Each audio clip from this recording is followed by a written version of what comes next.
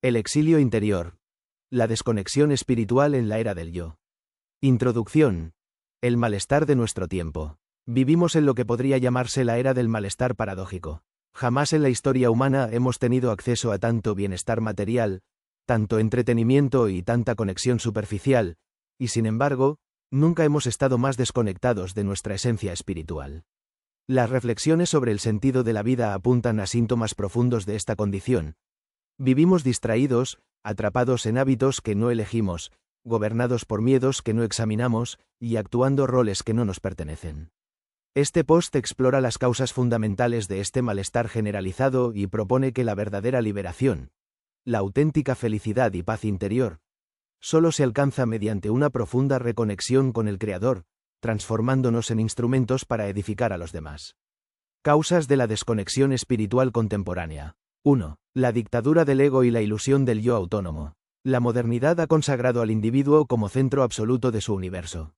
Este yo, hiperbólico, desconectado de toda trascendencia, se convierte en su propia referencia última, un Dios diminuto en un universo sin horizonte. Algunas reflexiones expresadas reflejan esta prisión. Me pregunto quién soy y la respuesta es un eco de lo que esperan que diga. El ego, sin una relación con lo eterno, se reduce a una máquina de deseos, comparaciones y defensas, siempre insatisfecha, siempre buscando validación en espejos ajenos. 2. La adicción a la distracción y el ruido. Vivimos en una economía de la atención donde lo sagrado, el silencio, la contemplación, la introspección ha sido desplazado por el estímulo constante. Como señala una de las reflexiones, mi mente es un barco a la deriva en un océano de notificaciones. Este ruido no es accidental, es sistémico. Nos mantiene ocupados para que no nos preguntemos por el sentido, nos entretiene para que no escuchemos el anhelo profundo del espíritu que clama por algo más que consumo y reconocimiento social. 3. La confusión entre comodidad y felicidad. Hemos construido sociedades orientadas al confort, pero como advierten los textos, la comodidad es una manta pesada que me arrulla en el sueño. La búsqueda patológica de seguridad material y emocional nos ha hecho frágiles, incapaces de tolerar la incomodidad que implica el crecimiento espiritual, el sacrificio por los demás o la confrontación con la verdad. Preferimos las dulces promesas que adormecen el alma, antes que la luz incómoda de la realidad trascendente. 4. La pérdida del sentido comunitario y del propósito trascendente. El individualismo radical nos ha aislado en burbujas de autonomía ficticia. Hemos olvidado que somos seres relacionales, llamados a ser parte de algo mayor que nosotros mismos. Vivimos como actores en un teatro social, vivimos en un teatro y lo llamamos realidad, pero detrás del escenario no hay comunidad auténtica, solo soledad disfrazada de independencia. Sin un propósito que nos trascienda, la vida se reduce a la satisfacción de caprichos personales, lo cual, como reconoce una famosa escritora, lleva a vivir según caprichos y banalidades que hoy te llevan en una dirección y mañana en otra. 5. La sustitución de lo sagrado por sucedáneos. En ausencia de una conexión consciente con el Creador, el ser humano por naturaleza homo religiosus diviniza sustitutos. El éxito profesional, la imagen personal, las ideologías políticas, el consumismo, las relaciones afectivas como fuentes de salvación. Estos ídolos modernos prometen plenitud, pero solo ofrecen dependencia, porque no pueden responder a la pregunta fundamental por el sentido ni llenar el vacío existencial que solo la relación con lo eterno puede colmar. La reconexión espiritual como camino de liberación. 1. Reconocer la propia indigencia espiritual. El primer paso, como en toda recuperación, es admitir la enfermedad. Debemos reconocer que el malestar contemporáneo es, en esencia, sintomático de un hambre espiritual no atendida. Como dice una frase, a veces el verdadero exilio es quedarse donde tu voz nunca es escuchada. La primera voz que debemos aprender a escuchar es la del espíritu, que anhela regresar a su fuente. 2. La humildad como antídoto del ego. La reconexión con el Creador requiere humildad. Reconocer que no somos el centro del universo, que no nos pertenecemos a nosotros mismos. Esta humildad no es denigración, sino liberación, dejar de cargar el peso insoportable de tener que ser nuestro propio Dios, nuestro propio Salvador. Solo cuando el ego se somete a lo trascendente encuentra su verdadero lugar y función. 3. El silencio como espacio de encuentro. Desconectarse del ruido externo e interno es condición para escuchar la voz divina.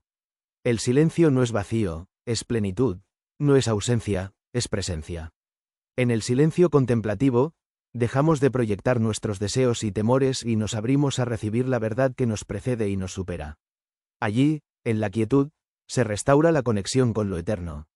4. La oración como diálogo transformador. La oración auténtica no es un monólogo de peticiones, sino un diálogo de amor y entrega.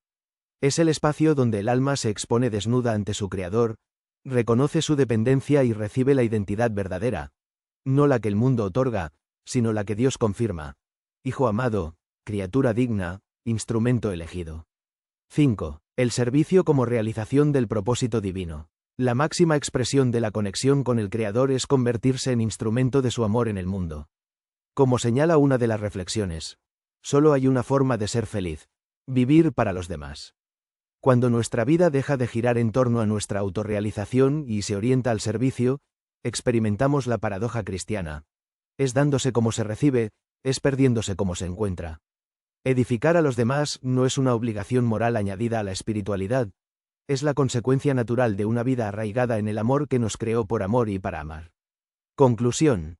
Del exilio al regreso. La humanidad sufre un éxodo interior.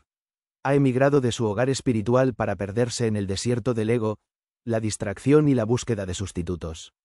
Los síntomas están por todas partes: ansiedad, vacío existencial, relaciones fracturadas, individualismo patológico.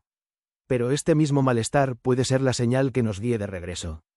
Como el hijo pródigo que cae en sí, en medio de la miseria, podemos despertar de la ilusión de autonomía y reconocer que solo en el Creador encontramos nuestro origen, nuestro sentido y nuestro destino. La vida reconectada espiritualmente no está exenta de dolor, duda o dificultad. La luz divina suele ser incómoda para ojos acostumbrados a la oscuridad, pero está llena de sentido, paz profunda y alegría que el mundo no puede dar ni quitar. Es una vida liberada del teatro social, de las cadenas del hábito inconsciente y del miedo paralizante, porque sabe que su valor no depende del aplauso ni del éxito, sino de ser amada y ser instrumento de amor. El camino de regreso comienza con un acto de valentía. Elegir la luz incómoda sobre la sombra cómoda, la verdad sobre la ilusión, el servicio sobre la autorrealización, y, sobre todo, elegir escuchar y seguir la voz del Creador que nos llama, no a una vida más pequeña, sino a la plenitud para la cual fuimos creados. El verdadero coraje conquista los silencios donde Dios habla y transforma las miradas para que, en lugar de huir del encuentro, busquen en el rostro del otro el reflejo del rostro eterno.